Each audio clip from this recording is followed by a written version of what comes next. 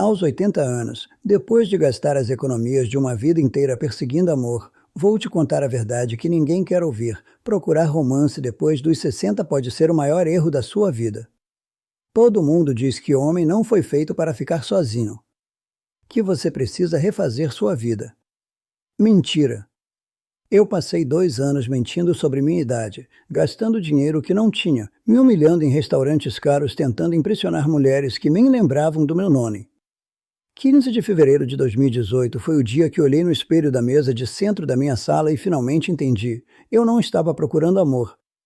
Estava fugindo de mim mesmo. O que vou te contar agora vai doer. Mas se você tem mais de 60 anos e está pensando em recomeçar, precisa ouvir essa história antes de cometer o mesmo erro que eu cometi.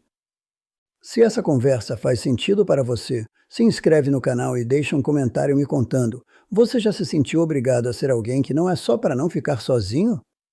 Sua companhia nessa conversa significa muito para mim. 3 meses depois do funeral da Marlene, eu estava sentado na frente do computador às 2 da manhã.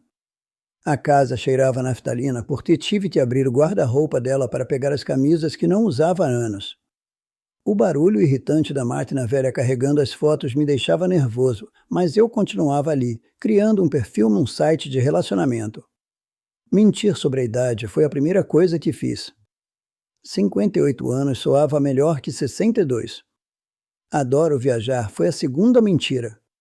A Marlene que sempre quis conhecer Fernando de Noronha, e eu sempre arrumava uma desculpa. Agora estava prometendo aventuras para mulheres que nem conhecia. Se a Marlene me visse naquele momento, digitando besteiras sobre como era jovem de espírito, ela provavelmente riria. Ou choraria. Não sei qual seria pior. Mas ela não estava lá para me julgar, então continuei. O primeiro encontro foi 3 semanas depois. Acordei às 5 da manhã para me arrumar. Comprei roupa nova, tingi o cabelo no banheiro da manhã. O cheiro da química queimando o couro cabeludo era terrível, mas eu aguentei. 40 anos casado e não fazia a menor ideia de como conquistar uma mulher. Fiquei meia hora ensaiando piadas no espelho da mesa de centro da sala. Minha voz saía rachada, nervosa. As mãos tremiam quando escolhi qual camisa usar. Me sentia um impostor na minha própria vida. Mas funcionou. Ela riu das minhas piadas. Disse que eu era charmoso para minha idade. O vinho que pedi para impressionar tinha gosto doce demais, nada como a cerveja que tomava com a Marlene. O perfume dela era forte, enjoativo. Meus sapatos novos rangiam no chão do restaurante a cada passo. Quando cheguei em casa naquela noite, olhei para o espelho e pensei, talvez eu ainda tenha chance. Talvez os vizinhos parem de me olhar com pena quando passo no corredor. Talvez eu não seja apenas o viúvo triste do apartamento 302. A segunda vez foi ainda melhor. Ela me chamou de galã e riu quando contei a história de quando conheci a Marlene no baile da empresa. Claro que mudei alguns detalhes. Na versão real, eu era tímido demais para tirar ela para dançar. Na versão que contei, fui corajoso, romântico. Os encontros viraram rotina. Toda sexta eu me arrumava no espelho, inventava uma personalidade nova, gastava o que não tinha em restaurantes caros.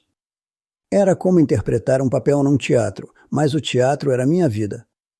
O estranho é que começou a funcionar. As mulheres gostavam do Roberto que eu inventei. Ele era engraçado, aventureiro, bem-sucedido. Nada como o Roberto real, que passava as tardes vendo televisão e esquecendo o café no fogão. 3 meses depois do primeiro encontro, eu já tinha gasto mais em restaurantes do que gastava com comida em casa num ano inteiro. Mas não importava. Era um investimento no futuro. Era o preço para não morrer sozinho como meu pai. Pelo menos era isso que eu dizia para mim mesmo toda vez que olhava no espelho da mesa de centro, ajeitando a gravata que a Marlene me deu no nosso último Natal juntos. O cartão foi negado pela primeira vez na minha vida numa terça-feira à noite. O som da maquininha apitando transação negada ecoou pelo restaurante inteiro. Senti o suor frio escorrendo pelas costas da camisa social cara que tinha comprado especialmente para impressionar a Célia. Ela fingiu que não viu, mas viu o jeito que olhou para o próprio relógio. Paguei no dinheiro as últimas notas que tinha na carteira. O gosto metálico na boca quando vi que tinha sobrado apenas R$ 20 me acompanhou até em casa. A Marlene fazia milagre com R$ 50 no supermercado. Comprava carne, verdura, fruta e ainda sobrava para o cafezinho. Eu estava gastando R$ 200 numa noite para impressionar mulher que provavelmente nem lembrava direito do meu nome. Mas continuei. Porque parar significava admitir que estava errado. E eu não podia estar errado. Não depois de 3 meses contando para todo mundo que estava refazendo minha vida. Cada encontro virou uma audição para um papel que eu não sabia mais representar. Com a Sandra, eu era o aventureiro que tinha rodado o Brasil inteiro trabalhando na Petrobras. Verdade, nunca saí do Rio para trabalhar. Com a Beatriz, eu era o intelectual que lia Machado de Assis. Verdade, o último livro que li foi o Manual do Micro-ondas. A barriga doía de tanto rir forçado. As mentiras ficaram pesadas na garganta como uma pedra. Minha própria voz soava oca quando contava histórias que não eram minhas. Estava virando aqueles vendedores que batem na porta, tentando vender uma versão de mim mesmo que nem eu acreditava que existia. Os filhos começaram a ligar mais vezes. Pai, como estão as finanças? Pai, precisa de alguma coisa? A voz do Marcelo ficava mais preocupada a cada conversa. Eu inventava desculpas, reforma no apartamento, problema no carro, remédio novo que o médico passou. O gosto amargo do café enquanto mentia para meus próprios filhos era pior que qualquer remédio. Eles achavam que eu estava perdendo a cabeça. E talvez estivessem certos. O que eu tinha virado? 6 meses depois do primeiro encontro, eu já não me reconhecia no espelho da mesa de centro. O Roberto, que se arrumava ali toda semana, era um estranho. Usava roupas que não combinavam comigo, contava piadas que não achava engraçadas, prometia coisas que não podia cumprir. Mas o pior não eram as mentiras que eu contava. O pior era que comecei a acreditar nelas. Quando estava sozinho em casa, às vezes me pegava planejando a próxima viagem que nunca faria, ou lembrando de aventuras que nunca vivi. A solidão da casa ficou diferente. Antes era triste, mais honesta. Agora era triste e falsa. Como se até as paredes soubessem que eu estava mentindo. Uma noite, depois de um encontro particularmente desastroso onde gastei R$ 300 para ouvir uma mulher falar do ex-marido a noite inteira, cheguei em casa e não consegui me olhar no espelho. Simplesmente não consegui. Fiquei parado na sala, olhando para aquele espelho da mesa de centro, e pela primeira vez em meses pensei na Marlene de verdade. Não na versão romântica que contava nos encontros. Na Marlene real, que me conhecia há 40 anos e nunca pediu para eu ser diferente do que era. 15 de fevereiro de 2018. A data ficou gravada na minha cabeça porque foi o dia depois do Dia dos Namorados que passei sozinho pela 5ª vez consecutiva. Acordei às 7 da manhã e fui direto para o espelho da mesa de centro, como sempre fazia antes de sair. Mas dessa vez foi diferente. A luz fria da manhã não perdoava nada. Cada ruga que a tintura não escondia, cada mentira que estava escrita no meu rosto. O cheiro de café queimado vinha da cozinha porque tinha esquecido a cafeteira ligada a noite toda. O silêncio do apartamento ecoava como uma caverna vazia. E foi aí que vi meu pai. Ele morreu sozinho, mas com dignidade. Nunca mentiu sobre quem era, nunca fingiu ser mais jovem, mais rico, mais interessante. Eu estava morrendo sozinho como um palhaço. Ele devia estar com vergonha de mim. Naquele dia tinha um encontro marcado. A última tentativa, eu disse para mim mesmo. A Glória parecia diferente pelo telefone. Mais madura, mais real, cheguei no café 10 minutos atrasado. Ela já estava lá, olhando o celular. Quando me viu, a expressão do rosto dela mudou na hora. Era a cara de quem acabou de descobrir que foi enganada. Ela pediu só um café. Ficou 20 minutos, no máximo. Falou do tempo, do trânsito, de qualquer coisa que não fosse sobre nós dois. Quando se levantou para ir embora, a cadeira raspou no chão com um barulho que pareceu ecoar pelo café inteiro. O garçom me olhou com pena. A mesma pena que via nos olhos dos vizinhos, dos filhos, de todo mundo. O gosto salgado das lágrimas que engoli junto com o café frio ainda estava na minha boca quando paguei a conta. Ela tinha razão em ir embora. Eu era um mentiroso patético. 62 anos e ainda não tinha aprendido quem era de verdade.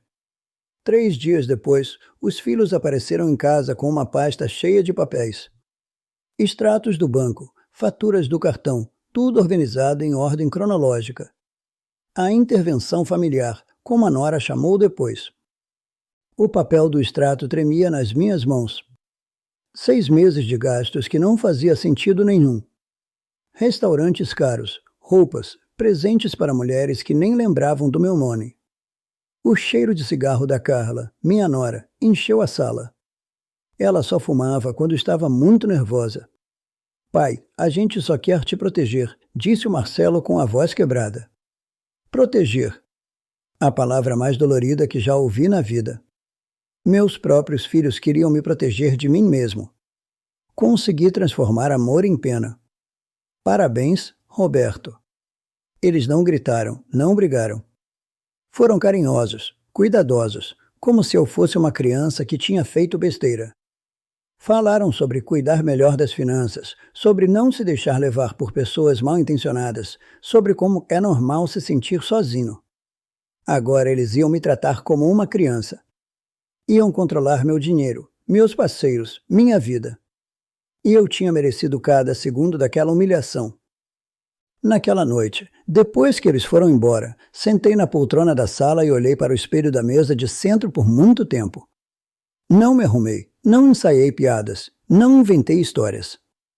Só olhei para aquele homem de 62 anos, cansado, derrotado, que tinha gastado as economias de uma vida inteira tentando comprar algo que não existia. E finalmente entendi, o problema não era estar sozinho. O problema era não saber quem eu era quando estava comigo mesmo. O primeiro dia que acordei e não olhei no espelho antes de sair foi estranho. Tomei café, vesti a primeira roupa que achei no armário e fui à padaria de chinelo mesmo. A barba por fazer arranhava o rosto, mas não me incomodei. O cheiro familiar do pão na padaria do seu Joaquim me acalmou. O som das minhas chineladas no asfalto era natural, sem pressa. Estranho como é leve não ter que impressionar ninguém. Até minha respiração ficou mais fácil. E aí, Roberto, como vai? Perguntou o seu Joaquim, como sempre. Pela primeira vez em meses, respondi a verdade. Vou indo, seu Joaquim. Vou indo. Não inventei que estava ótimo, que a vida estava uma maravilha, que tinha conhecido uma mulher interessante. Só a verdade simples. Estava vivo, estava caminhando, estava comprando pão. Era suficiente. Os filhos voltaram no sábado seguinte. Dessa vez trouxeram cerveja e torresmo. Como antigamente.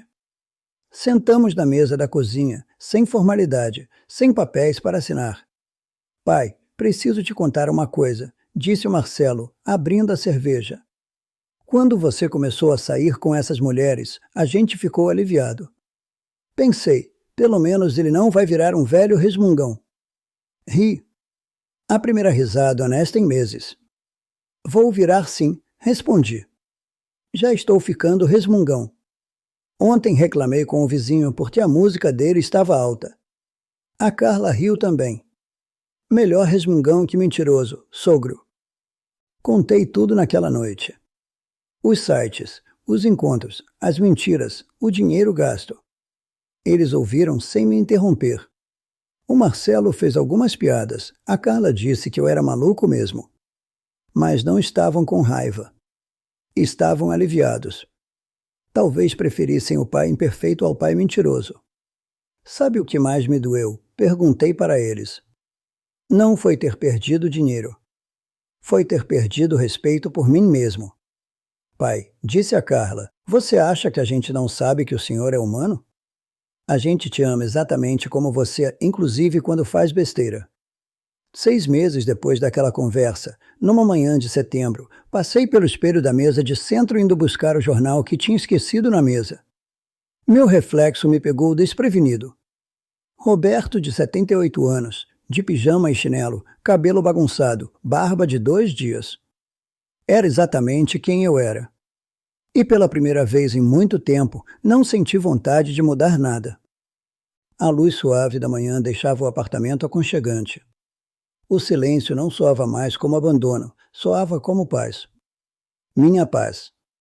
Conquistada com muita dificuldade, mas genuína. Liguei para o Marcelo mais tarde.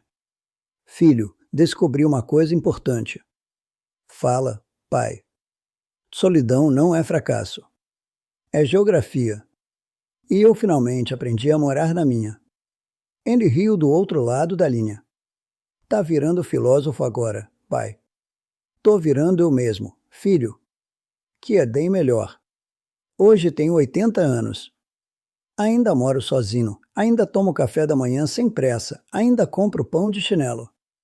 A diferença é que agora sei que isso não é pouco. É uma vida. Minha vida. O espelho da mesa de centro ainda está lá. Às vezes me olho nele, mas não para ensaiar quem vou fingir ser. Só para confirmar quem eu sou, Roberto, viúvo, pai, aposentado da Petrobras, homem que aprendeu tarde demais que ser suficiente para si mesmo é o único amor que realmente importa. Procurar amor depois dos 60 não foi o maior erro da minha vida. O maior erro foi achar que precisava ser outra pessoa para merecer ser amado. Inclusive por mim mesmo.